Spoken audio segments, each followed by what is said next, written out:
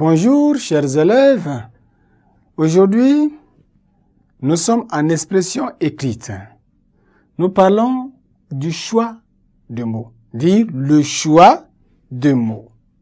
À la fin de cette leçon, vous devez être à même de bien choisir les mots, exprimer son point de vue par le choix juste ou judicieux de mots et enfin adapter les mots choisis à chaque circonstance, à chaque événement. Voilà les conséquences, comment on appelle, les objectifs spécifiques qui vous attendent. Choisir judicieusement les mots est une importance, il revêt d'une importance capitale.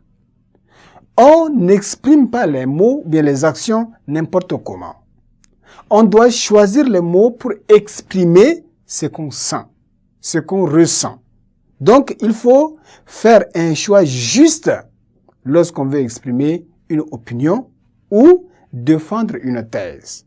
Nous avons une opinion, nous avons une thèse, nous voulons l'exprimer. Il faut que le choix des mots soit juste.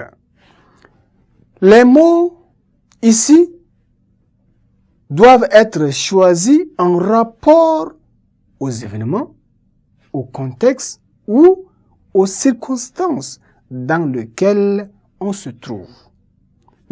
On peut employer les termes laudatifs pour, n'est-ce pas, vanter les mérites, la gloire, la grandeur de quelqu'un ou de quelque chose, par exemple. Si c'est là, les mots appropriés sont là. On ne peut pas employer les termes dépréciatifs à la place des termes laudatifs. Quand on dit par exemple, cette fille est gentille. Cette fille est gentille. Voilà un mot. C'est un terme laudatif qui comporte des compliments, à dire des paroles élogieuses qui chantent le mérite, la gloire, la grandeur de quelqu'un. Ici, elle est gentille. C'est une qualité. Donc, il faut un terme laudatif qui comporte les compliments, les paroles élogieuses. Par contre, lorsque on veut, n'est-ce pas, passer un message, transmettre ce qui est dépréciatif, ça ne marche pas. On ne peut pas choisir gentil pour ce qui est dépréciatif. Donc, les mots sont à choisir en fonction des circonstances dans lesquelles on se trouve. Par rapport aux événements, par rapport aux situations données.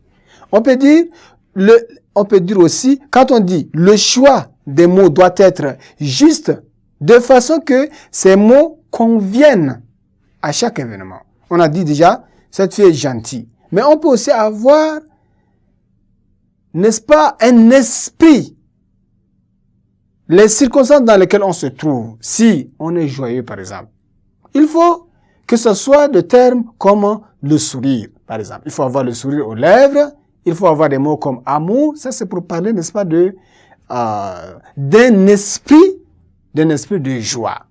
Mais lorsque nous sommes dans un contexte malheureux, où il y a le deuil, par exemple, il faut parler des termes comme la compassion, l'encouragement, pour parler, n'est-ce pas, donc, l'encouragement, la compassion, ce sont les mots qui sont adaptés à une situation, à une circonstance donnée.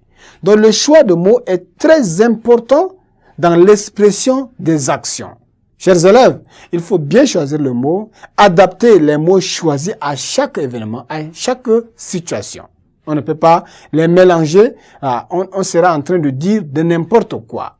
Voilà, nous sommes arrivés à la fin de notre leçon. Retenez qu'il y a les termes laudatifs pour apprécier et les termes dépréciatifs pour déprécier également, c'est-à-dire apprécier négativement. Au revoir et à la séance prochaine pour une autre leçon.